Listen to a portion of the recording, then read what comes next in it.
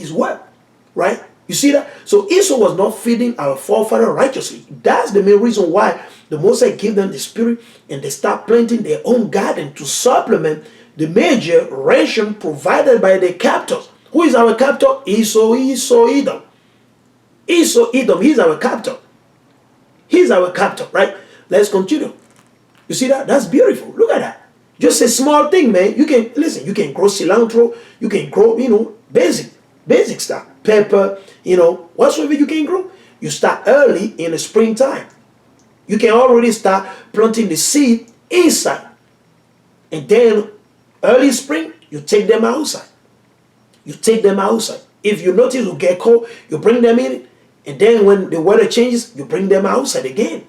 Right? I don't have a couple things that I'm growing right now. And I know once the spring pop up, I'm going to bring them outside. Right? Let's continue. This is literally in my state. This is in Virginia. Watch this. You say, a recreated slave garden, you see, slave garden at Smithfield Plantation in Virginia.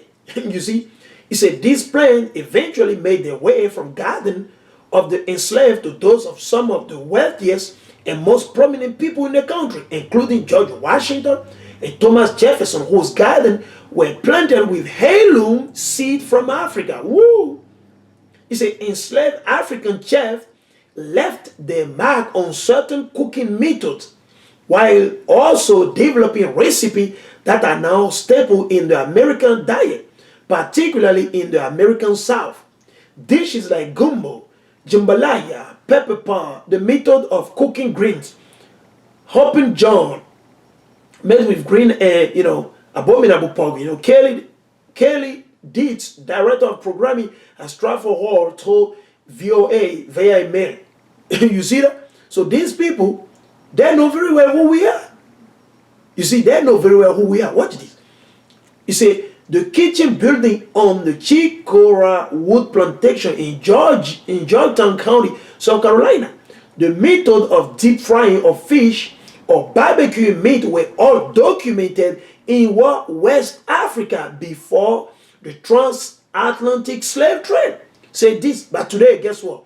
It's running around making sound like, let's barbecue. Where are you learning from? You learning from the so-called blacks, Latino, and Native Indian. You see Esau? He said, what? Who? Let's read it. He said, the method of deep frying of fish or barbecuing meats were all documented in West Africa before the transatlantic slave trade. Say this, who is also the author of Bound to the Fire, which explore how Virginia's enslaved cooks helped invent American cuisine. These dishes and ingredients were essential to the formation of the Southern and eventually American food. Many of these food with root in African American culture eventually came to be known as soul food. You see? So these people, they know. They know. Look at the brother. Look at this brother. You see them? You see the brother? Beautiful. You see what I'm saying? They show Esau how to do this thing. Guess what? Esau stole everything, man. He whitewashed everything. Let's read this. What he say? He said, cooking a fried supper as a benefit picnic church supper in Bardstown, Kentucky in August 1940. For more than 200 years, Southern plantation owner rely on enslaved Africans and the descendants to work in the field and houses. You see? That's what happened, man. Today they say we're lazy. They say today we're lazy. They say, oh, blacks, Latino, they're lazy. That's what Esau say right now. The wicked. Because the hand is given to the earth is in his hand right now. You see that? He said to help raise their children. You see that? We help raise their children. And to provide food and drink. But the contribution African Americans have made to American cuisine have not been well documented until more recently. You see that? That's the problem we got right there. You see that? They didn't even write this thing. They don't want to tell the people. You see, they're pushing for pizza, hot dog, Burger King, blah, blah, blah. Let's eat some. I don't even remember some of the food, nasty food that they cook, like all this. The meat is not even cooked. It's all bloody and they're jumping. No, man. We don't eat like that, man. We don't eat like that. I know for sure in Africa, West Africa, Benin, we don't eat bloody meat. We make sure it's fully cooked. We don't like to eat anything that has blood. We hate it. We hate it. Exactly, bro. Matthew 5:13. I bring it out, bro. Let's go over there. Matthew 5:13. This is the book of Matthew chapter 5 and verse 13. Let's bring it out. Matthew 5:13. This is the book of Matthew chapter 5 verse 13. He said, ye are the salt, right? As I was cutting over and over. He said, ye are the salt of the earth. But if the salt have lost his savor, wherewith shall it be salted? It is thenceforth good for nothing, but to be cast, right? To be cast out and to be trodden under foot of men, right? And we're going to bring the verses 14 through 16. It's talking about the same thing. Let's see. He said, the light of the world. Who is the light of the world? The so-called Latino, the so-called Hispanic, the so-called Native Indian, the so-called blacks, African American, Nigerian, Beninese, Togolese, and the list goes on and on and on. He said, ye are the light of the world. You see, a city that is set on an hill cannot be hid. You see, Jerusalem, the 12th of Israel. That's why when they see us like break dancing, all things, guess what? They all start doing it, man. They all start doing it. You see what I'm saying? He said, neither do men light a candle and put it under a bushel, but on a candlestick, and it give a light unto all that are in the house. So we're supposed to give light. We're supposed to show them, like, listen, man, we don't eat hot dog. We don't want to eat hot dog. We don't want to eat Italian sausage. No, that's pork. We don't deal with that. That's garbage. We don't want to deal with that, right? He said, let your light so shine before men. That's what we got to do, brother and sister. You see, Esau literally said that all the contribution that the so-called blacks or African American have done in this country have not been written. They put it out. Why? Because Esau said, guess what? They're going to make America great again. They're going to make everything great. They're running everything, right? Watch. He say, let your light so shine before men, that they may see your good works. You see, that's what we got to do. So that this nation, they can see our good works, that they may see your good works and glorify your Father which is in heaven. And that's what we don't do. Because we got these wicked leaders, man. These wicked leaders, man, they deceive us. They deceive us, man, all this time. All this time they deceive us. They deceive our people. And what did Esau say? Esau said the best way to hide from black people, put it in a book and drop the book right before them. Which is true, man. All praise to the Most High. Right? Let's continue. What this? He said,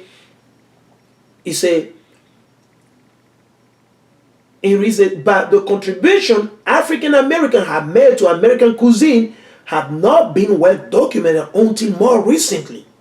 Did say that because there has been a long-standing and intentional misrepresentation of the origin of Southern cuisine. You see that? What did they do? They did that on purpose. That's Esau. That's Esau. That's how Esau operates. The wicked, man, they're born to be wicked on the earth. He said the skilled and talented black chef has been written out of our nation's history, she said. This negligence gives way to racist narratives. You see that? Hey, she said, those are Edomite who wrote this thing, man. These are Edomite. VOA. He said, well, the skilled and talented black chef has been written out of our nation's history, she says. This negligence gives way to racist narrative that support white supremacist ideology that enslaved Africans and African Americans brought little by their labor to this nation, and that the culture from the ancestral land has not made a positive impact on the United States. It was both their labor and their talent that shaped American cuisine. You see that? Oh, praise to the Most High. Oh, praise to the Most High. You see that? I told you this is Esau. You see, that's Esau. Esau said it. Is that Esau, or maybe she's from the Middle East? All praise to the Most High.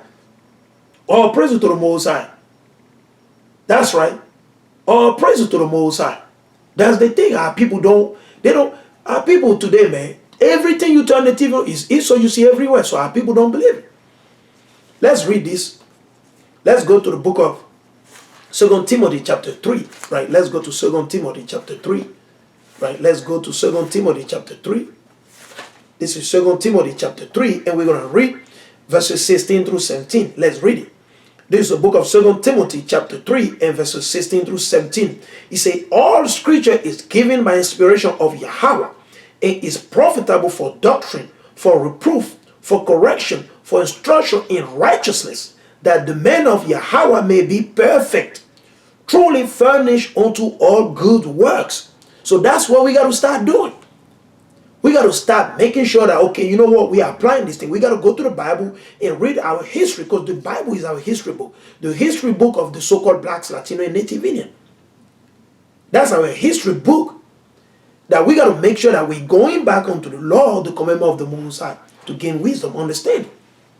That's what we got to do. But our people don't want to do that. Our people, they don't want to do that. Let's go right here. Let's go in the book of Deuteronomy quick. I'm going to go to Deuteronomy 32. Because the Most High, he told our forefather, Moses. He told Moses, this is what we got to do. Let's understand. What do we need? Were Moses taking drugs, pills, things like that? No. What was Moses taking? Herbs, natural herbs, things like that. Let's read it. This is the book of Deuteronomy, chapter 32. Right? This is the book of Deuteronomy, chapter 32, and we read from verse 7. It says, remember the days of old. And that's what we got to do. This is the message to the so-called blacks, Latino, and Native Indian, scattered throughout the four corners of this earth. He said, remember the days of old. Consider the years of many generations. That's what we got to do. We don't operate like that now, right? He said, the year of many generations. Ask thy father. We got to ask our father. But we understand that our father, they don't know today. Our father don't know neither. He said, ask thy father, and he will show thee.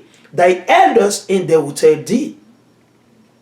When the Most High divided to the nation the inheritance, when he separated the sons of Adam, he set the bound of the people according to the number of the children of Yashala. For the Lord's portion is his people. Jacob is the Lord of his inheritance. You see that? Isn't that beautiful? That's what the Most High said, but our people don't believe it. We don't believe it. Right? We don't believe it. Let's read it. Let's go in the book of Deuteronomy, right? We're going to read Deuteronomy chapter 4, and we'll read verses 5. This is the book of Deuteronomy, chapter 4 and verses 5. He said, behold, I've taught you statutes and judgment. That's what the Most High taught us. Through who? Moses, the prophet. He said, even as the Lord, my power, commanded me, that ye should do so in the land whether ye go to possess it. He said, keep therefore and do them. We got to keep it and do them. He said, keep therefore and do them. For this is your wisdom and your understanding in the sight of the nation. We shall hear all these statutes and say, surely this great nation is a wise and understanding people. As we read in the book of Matthew, chapter 5, verse 13. Right? He said, these heathen, when they look at us, they say, okay, you see, they don't eat this, they don't dress up like this. Like, we got to start wearing, like, our own garment. Like, if you notice, right, this is one of the main garment when you go to West Africa. So I'm sure some of you can see, brother, you see how long it is? It goes toward the knees. And that's how our forefather used to dress up back in those days. Long, right? I got my ephod on the top, right? But we got to start pushing for this type of garment. You see what I'm saying? They're beautiful garment for our people from West Africa, things like that. And sometimes there are some of these stores right here in the US when you can buy this garment on bulk. Right? You buy in bulk. And listen, we can start doing our own thing. Because we always wear ISO things. We got to start pushing. That's why myself, since I've been in the truth, I start, getting on my parents. I've been asking them, can you sew me this? I need this. I need that. That's what we got to start pushing for. We got to dress up the way our forefather dress up. Moses didn't wear suit and tie. You see what I'm saying? Moses, he did not wear suit and tie. But today, what do we wear? Suit and tie. Suit and tie because we lack wisdom. We lack wisdom. So let's read Deuteronomy 4 and verses 7. He said, for what nation there so great? who are Yahweh so nigh unto them, as the Lord our power is in all things that we call upon him for. And one nation is there so great that has statutes and judgment so righteous as all this law. You see, that's why people don't understand. They don't understand. Our people don't understand. It's very sad. Super sad. He said, only take heed to thyself and keep thy soul diligently, lest thou forget the things which thine eyes have seen, and lest they depart from thy heart all the days of thy life. But teach them thy son and thy son's son. You see that? That's what the Moses said we got to do. That's what we got to start doing. We got to start, we got to go back to our heritage. We got to go back. Because Esau, man, he brainwashed our people to the point that we don't even understand. We don't know what is going on. You see what I'm saying? Like this day, even you can't even put like natural remedy medicine on YouTube to our people. You see what I'm saying? This doctor, they come after you. They come after you. So I get people sometimes, for example, at my job, people know that I do make like medicine here and there, I do things here and there. Most of the time, they be asking me. They say, hey, we need this, we need that. Hey, can you tell, I be telling them, hey, do this, do that. But I always tell them, don't tell your doctor. Because if you tell them, listen, man, hey, you'll be in trouble. Because I have somebody telling me that literally the husband went and told the doctor, because, the father or the husband got like diabetes or whatsoever. So me telling her, hey, listen, do this, do this, do that, do that. She did it for her husband. Guess what? The husband, she started drinking this thing and the diabetes was gone. Then they went back to the doctor. When they went back to the doctor, because the doctor prescribed them drugs. When they went back to the doctor did the test again. He said, oh, look, you ain't got no diabetes. What did you do? Then the husband, he ran her mouth. He said, oh, you know what? My wife talked to this guy, blah, blah, blah. And he said, no, don't do that. You see what I'm saying? That's the thing. That's the thing. So we got to be careful. We got to be wise. We got to be wise as a serpent and harmless as a dove. That's what Yahweh Shai Mashiach said. Because our people, we quick to also expose our thing to the enemy. Because the enemy, he's looking for everywhere just to take us down. And Esau and the other nation, hey, they're looking for everywhere. So that's the main reason why we got to talk to the people, brother and sister. We got to start walking as our forefather did. Moses, Isaiah, Jeremiah, we gotta start digging into that thing, man. We gotta start digging into that thing. So with that, brother and sister, we appreciate, before closing out, I'm gonna read 2 or 3 precepts quick, man. I'm gonna bring it out quick. Let's go right here in the book of Ecclesiastes, right, chapter 12, right. Let's go to Ecclesiastes 12 and 13. Let's read it. This is the book of Ecclesiastes, chapter 12, and verses 13 through 14. Ecclesiastes 12. 13 through 14, you see, let us hear the conclusion of the whole matter, right? That's the Most High, right? Let's read it, you see. Let us hear the conclusion of the whole matter. Fear God and keep his commandment, for this is the whole duty of men. For Yahweh shall bring every work into judgment with every secret thing, whether it be good or whether it be evil, right? That's what we tell our people, man. Our people that are still Christian, man. We still letting them know, man. This is a high season. This is a very high season that we wake up and we go back onto the Most High. Let's go right here. Let's go right here. Let's go in the book of John. This is the book of John, chapter 14 and verses 15. John 14 and 15. Let's read it. This is the book of John, chapter 14 and verses 15. And it reads, if ye love me, that's it, the Most High, he said, if ye love me, keep my commandment. And I'll pray the Father, and he shall give you another comforter, that he may abide with you forever. Let's jump to verse 21. Verse 21. This is John 14 and 21. He said, he that have my commandments and keep them, he it is that loveth me. And he that loveth me shall be loved of my Father, and I will love him, and I will manifest myself to him. You see that? All praise to the Most High. Hallelujah. Let's go right here. This is the book of Revelation chapter 1, right? Let's go over there. This is the book of Revelation chapter 1 and verses 3. Revelation 1 and 3. This is the book of Revelation chapter 1 and verses 3. It says, blessed he that readeth, And they that hear the words of this prophecy. So blessing to you all, brother and sister. Blessing to you from the Most High. Blessing to you from Yahweh Shai Mashiach. We appreciate your timing, your listening and sharing, with all your group, your friend, your brother, your family. Blessing. We appreciate that, man. Blessing, blessing, blessing unto your family and to every one of you. He said, blessing he that readeth, and they that hear the words of this prophecy, and keep those things which are written therein, for the time is at hand. For the time is at hand. So that's the main reason. It's the time that we start studying, we dig into our history, what our forefathers have done, brother and sister. We got to help each other. We got to come together. We got to do what we got to do. We got to get ready. For this is not our rest, man. This is Babylon the Great. Babylon the Great is not our rest. So with that, we give all honor, glory, power unto the Most High, the living God, Yahweh, through his only begotten Son, Yahweh Shai. And we say, Shalom, Shalom, all praises, all praises, all praises, Shalom, Shalom. Boom, boom. Shalom. First and foremost, we give all honor.